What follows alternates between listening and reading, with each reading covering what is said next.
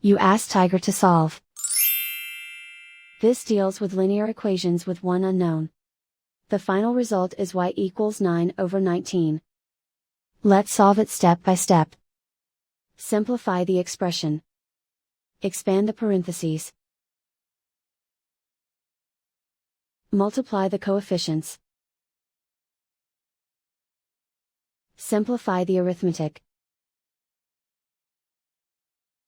Group like terms.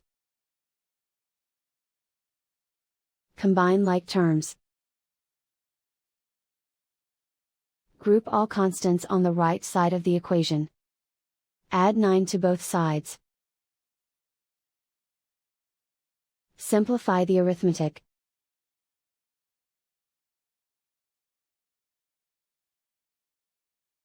Isolate the y. Divide both sides by 19. Simplify the fraction.